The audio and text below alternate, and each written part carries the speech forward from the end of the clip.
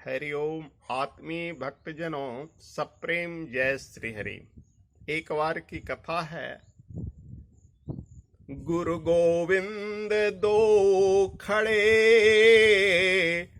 काके लागो पाए, बलिहारी गुरु आपना, गोविंदियो बताए।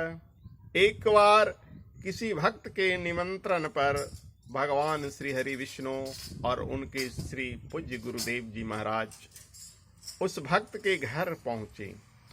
और विडंबना यह है कि दोनों एक ही बार पहुंचे, आगे पीछे नहीं पहुंचे। आगे पीछे पहुंचते तो कोई बात होती, लेकिन जस्ट नाउ एक बार में दोनों पहुंच गए, विष्णु भगवान और गुरु जी महाराज।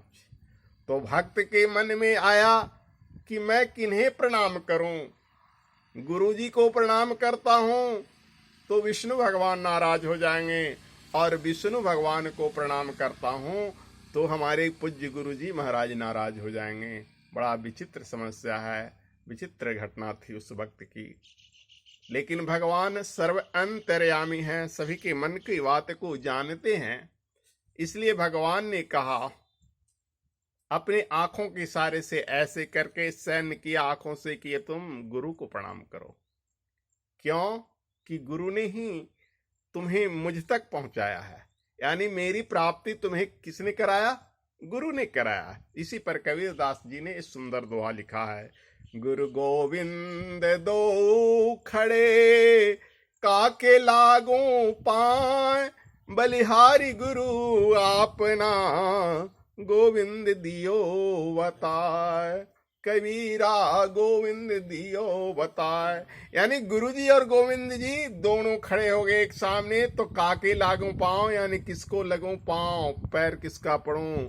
शिष्य सोचने लगा। इतने में भगवान विष्णु समझ गए और बतलाए कि गुरुजी तुम्हारे अपने हैं, गुरुजी ने तुम्हें हम तक पहुंचाया।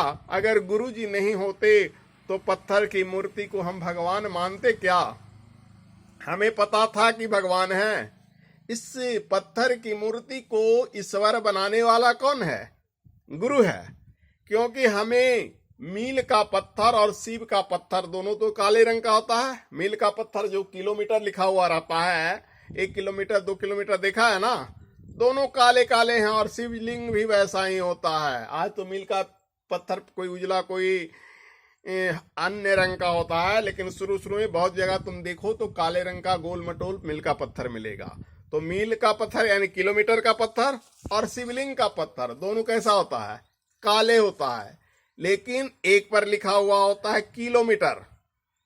2 किलोमीटर तपोवन है, 3 किलोमीटर तपोवन है जो जहां से चलता है। हमारे गांव से 6.5 किलोमीटर तपोवन है, तो उस पर किलोमीटर है। मील का पत्थर भी मंजिल पहुंचाता है और शिव का पत्थर भी मंजिल पहुंचाता है। दोनों पत्थर का एक ही काम है। एक इस पार करता है, आपको इस गांव से उस गांव का दर्शाता है नक्शा कि हमें पहुंचना है तपोवन तो इतना किलोमीटर है, हमको पहुंचना है गया तो 40 किलोमीटर है। और शिव का पत्थर क्या दर्शाता है कि हमें इस संसार से अगर उसकी पूजा करना है तो भवसागर पार कर जाएंगे। यह संसार जो 84 लाख की आवागमन में चक्कर काटते रहते हैं हम, कभी कीड़ा कभी मकौड़ा, कभी मानव कभी पशु कभी जीव, उस शिव के पत्थर को जब हम भगवान मानकर पूजते हैं तो इस संसार रूपी सागर से तर जाते हैं। गोल मटोल भगवान विष्णु का जो नारायण शालिग्राम का रूप होता है, क्या हम उसे समझ पाते हैं बिना गुरु के? कहीं भी गोल मटोल पत्थर गिरा हुआ है और उसको हमें अगर गुरु न हो तो क्या बताए कि ठाकुर जी हैं? होगा। इसलिए जीवन में गुरु का रहना अनिवार्य है। यदि गुरु नहीं हुआ तो हम ना शिव को पहचानेंगे ना शालिग्राम को पहचानेंगे, क्योंकि दोनों पत्थर पत्थर ही है। उस पत्थर में भगवान दर्शाने वाले कौन है? गुरु। और गुरु ऐसी निष्ठा मनुष्य को अंदर पैदा कर देते हैं कि उस भगवान को साक्षात्कार हम कर देते हैं। आपने बहुत बार कहानियों में सुना होगा कि फलाने फलाने भक्त को गुरुजी ने कहा भोग लगा कर आओ।